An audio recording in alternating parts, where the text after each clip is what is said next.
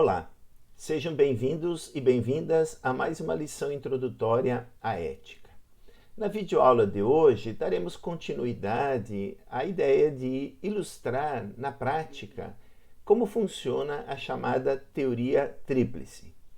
Como vimos nas videoaulas anteriores, a teoria tríplice é uma tentativa de superação das divisões que existem na ética normativa contemporânea entre modelos que são ou puramente deontológicos, ou puramente consequencialistas, ou são enfoques baseados em virtudes. Então, conforme vimos, alguns autores propõem a superação dessas divisões em direção a uma teoria tríplice. Nós adotamos essa ideia, reformulamos a teoria tríplice e elaboramos um princípio ético primeiro, cuja formulação está aí projetada. A saber, devemos seguir aquelas normas que prescrevem ações ou omissões prima facie corretas em si mesmas, mas que também sejam otimizadoras, universalmente desejáveis e não seriam rejeitadas por uma pessoa virtuosa, considerando-as desde um ponto de vista imparcial. Vamos então, na videoaula de hoje, ver como essa teoria funciona nas diferentes práticas científicas. Para começar, eu gostaria de retomar algo que já foi apresentado, quer dizer, como a ética na pesquisa que envolve seres humanos, que nós apresentamos na videoaula sobre o principialismo na bioética, poderia ser melhorada com a aplicação de um princípio ético primeiro. Então, comecemos lembrando que o principialismo, que é a teoria bioética predominante, sustenta que há 4 princípios prima facie válidos, que são o respeito pela autonomia, a não maleficência, a beneficência e a justiça. Esse enfoque é predominante academicamente, cientificamente, inclusive a base da legislação brasileira, através da Resolução 466, e aplicado no sistema CONEP e no CEPS. Bem, todavia, esse enfoque ele tem um problema metaético. Ele é intuicionista, admite a pluralidade de princípios, sem hierarquizá-los e sem pensar na possibilidade de subsumi-los num princípio ético primeiro. Um problema teórico que surge sempre é o que acontece quando há tensão entre princípios nas suas aplicações. Os próprios proponentes admitem que muitas vezes isso pode levar a dilemas genuínos que não são resolvíveis. Bem, então, a proposta de um princípio ético primeiro, tal como nós formulamos e enunciamos há pouco, procura superar essa dificuldade teórica do principialismo.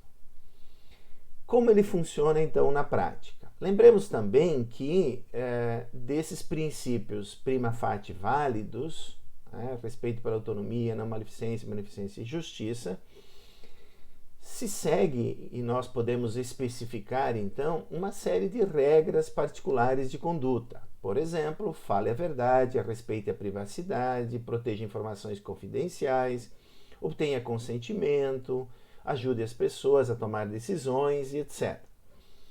Bem, então, isso pode ser feito também a partir dos outros princípios, da beneficência, justiça, etc. Vemos claramente que essas regras elas podem ser justificadas pelos princípios intermediários. Mas se perguntarmos, e esses princípios prima facie válidos, como podem ser justificados? Uma ideia aqui, então, é usar a teoria tríplice, o princípio ético primeiro, e dizer que, em determinadas circunstâncias, nós devemos fazer, por exemplo, seguir o princípio da autonomia, porque é ele que estabelece ações que são prima facie corretas, trazem também os melhores resultados. Ele poderia ser universalizado, quer dizer, aplicado em circunstâncias similares e ser aceitos por todas as pessoas, incluindo por pessoas virtuosas. Então, já temos aqui uma excelente aplicação, vantagem de assumirmos um princípio ético primeiro, tal como é sustentado pela teoria tríplice. Eu gostaria agora de continuar ilustrando como a teoria tríplice funciona na prática, principalmente nas atividades científicas, mostrando como uma série de qualidades de caráter, de regras ou de valores podem ser justificados apelando para o princípio ético primeiro.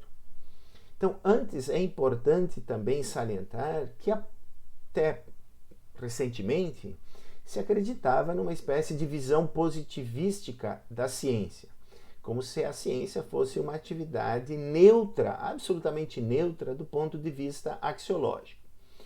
Isso não é bem assim, né?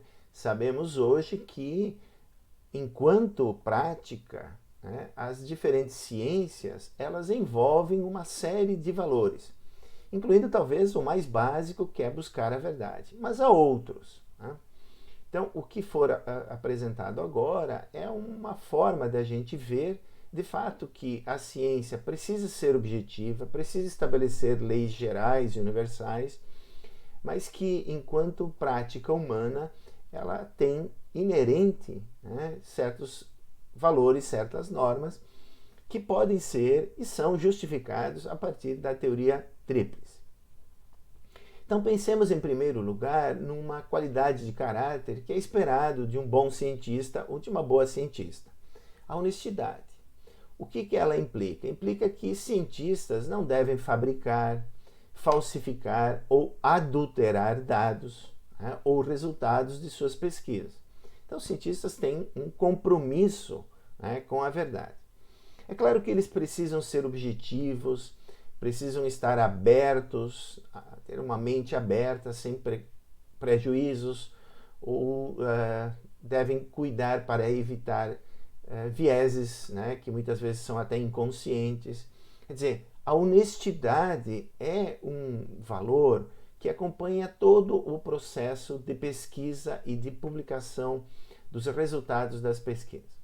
Aliás, há também uma série de valores e de normas que devem guiar a publicidade científica, né? Eu já vou comentar esse ponto, né, que diz a respeito muitas vezes à ética das revistas e das editoras, mas a publicidade é também um valor dos próprios cientistas, porque a ciência não tem dono, né? Ela é da humanidade, ela é um bem humano como tal. Então, os cientistas devem compartilhar dados, métodos, técnicas, ideias, ferramentas, devem permitir, enfim, que não apenas os leigos, né, mas principalmente outros cientistas revisem os trabalhos em busca de eventuais erros ou de vieses, né?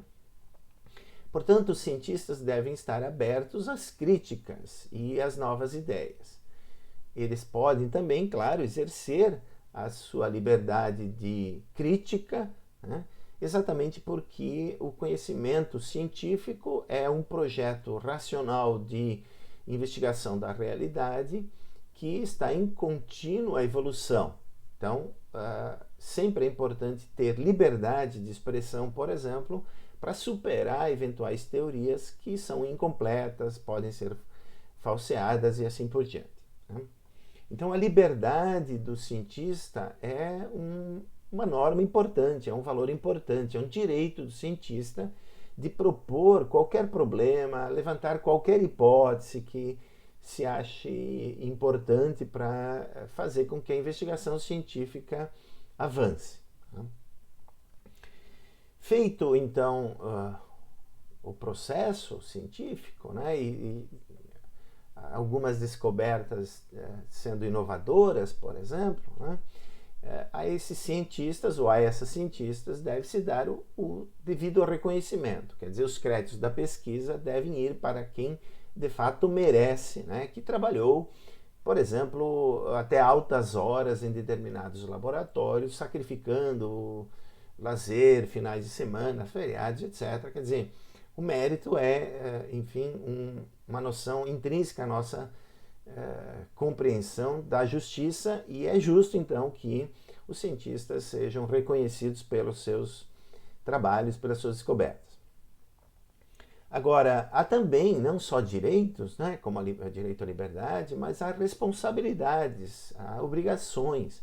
E uma delas é a responsabilidade social dos cientistas. Quer dizer, eles não podem causar danos à sociedade de forma gratuita, sem estar, né, dentro de um projeto de pesquisa que busque produzir um bem. Incrementar o conhecimento é produzir um bem também, né?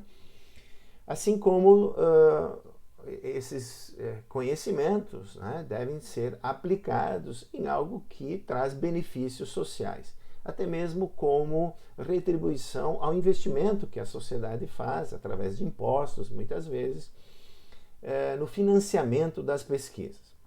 Então, em geral, os cientistas devem sim ser responsáveis pelas consequências das suas ações.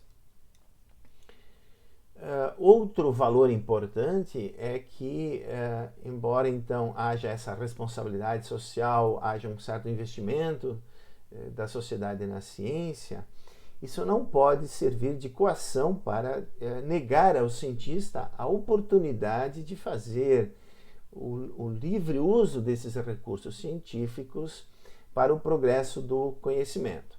Esse é um tema bastante sensível, porque muitas vezes algumas pesquisas elas são financiadas por empresas privadas que procuram direcionar essas pesquisas não para a produção de benefícios sociais, mas muitas vezes pela pura e simples maximização de ganhos financeiros. Bom, todos esses valores, esses direitos, essas obrigações, essas qualidades de caráter podem ser legitimadas e justificadas apelando para o princípio ético primeiro que nós formulamos há pouco. Quer dizer, essas qualidades, esses direitos, essas responsabilidades mostram que há ações sim corretas, né, e que também são otimizadoras, podem ser universalmente aceitas, incluindo por pessoas virtuosas. Agora, para finalizar essa ilustração de como o princípio ético primeiro pode ser aplicado nas diferentes práticas científicas, eu gostaria de discutir um ponto em particular, que é o certo desenvolvimento de técnicas, né, que resultam do incremento do conhecimento científico e muitas vezes são novamente usadas essas técnicas para um novo incremento científico, né? Dado que o conhecimento científico está em constante progresso, as técnicas que resultam, né, que são estudadas, enfim, pela tecnologia como parte da aplicação do conhecimento científico, trazem em si também certos problemas éticos. E ali nós temos que ver que, muitas vezes, como esse conhecimento está sendo produzido, como as técnicas muitas vezes não são ainda muito seguras, nós temos que, enfim, usar o melhor referencial ético que nós temos. E, nesse sentido, a teoria tríplice procura contribuir com o princípio ético primeiro formulado. Para ilustrar, então, vamos discutir alguns aspectos da chamada edição do genoma humano, que é o resultado da aplicação da engenharia genética, né, para o melhoramento, muitas vezes, mas com certeza, principalmente agora, para o tratamento, né, de algumas doenças que são consideradas genéticas.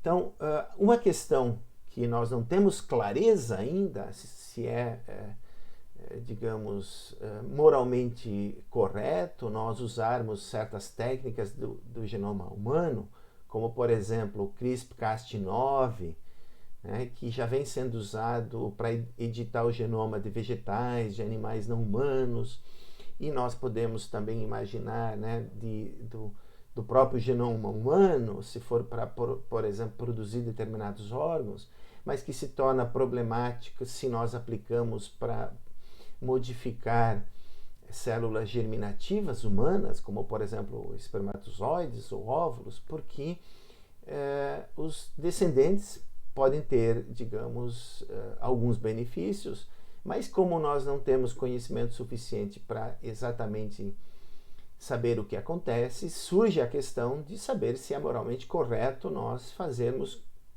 no atual desenvolvimento da técnica e com o atual conhecimento, né?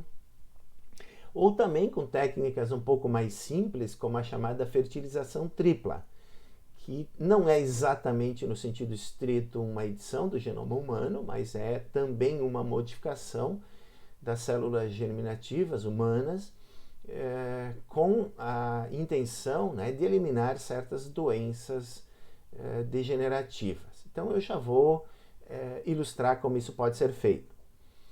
A nossa lei, que eu digo a lei brasileira, né, de biossegurança, no artigo 5º, ela proíbe que se faça o uso da engenharia genética para modificar células germinativas humanas. Agora vamos considerar o que se chama fertilização tripla, né? Ela foi descoberta na Inglaterra e ela tem como base, né, como técnica, o uso de um procedimento de clonagem, onde, por exemplo, se diante da possibilidade, né, de um casal, através da fertilização in vitro, fazer um diagnóstico pré-natal e descobrir, por exemplo, que a futura gestante tem uma anomalia no DNA mitocondrial, essas anomalias, então, elas em geral, vamos lembrar aqui, né, mitocôndrias é uma espécie de bateria da célula, produz a energia para a célula. Um problema ali leva a futuros descendentes terem 60, 70 doenças genéticas, em geral degenerativas dos músculos, etc., né? Mas que, enfim, o bebê já nasce também com uma série de deficiências, por exemplo, auditivas, visuais e assim por diante. Então, o que se descobriu? Que se nós tomarmos, por exemplo, um óvulo de uma doadora que não tem uma anomalia no DNA mitocondrial e nós extrairmos o núcleo do óvulo da futura gestante e o núcleo do óvulo da doadora e nós implantarmos o núcleo da futura gestante na base citoplasmática do óvulo doado e depois disso fertilizarmos, então nós teremos descendentes que não terão as doenças degenerativas. Nós eliminamos, enfim, uma série de problemas que seriam então doenças genéticas, mas a partir dessa fertilização tripla, ela elimina essas doenças. Então, esse procedimento já foi aprovado pelo parlamento inglês, britânico. Ele é utilizado em alguns países do mundo, mas é proibido no Brasil. Então, nós temos que perguntar se é moralmente correto nós proibirmos essas atividades, essas práticas científicas que envolvem aí altas tecnologias. Eu vou deixar de lado o CRISPR-Cas9 porque é um pouquinho mais complexo ainda. Agora, uma forma de discutirmos, se não sabemos ainda se é moralmente correto ou não utilizarmos a fertilização tripla, né, ou CRISPR-Cas9 para editarmos o genoma humano, nós podemos, então, proceder tal como a teoria tríplice procede. Quer dizer, vamos nos perguntar se essas ações seriam prima facie corretas, se elas são otimizadoras, podem ser universalmente aceitas. Então aqui eu gostaria de dizer que essa forma de usar o primeiro princípio ético, na verdade já tem sido usado, por exemplo, no relatório no Nutfield, que discutiu os problemas éticos da edição do genoma humano, principalmente na Inglaterra, na Grã-Bretanha em geral. Então, segundo esse relatório, nós devemos começar nos perguntando se esse procedimento, por exemplo, de fertilização tripla, ele respeita os direitos humanos. Então, por exemplo, a liberdade da doadora, né? A liberdade dos gestantes no envolvimento desse procedimento, se eles consentiram, por exemplo, né? Agora, o respeito a esses direitos também não podem ser vistos, né, como estabelecendo ou permissões ou proibições absolutas. Por quê?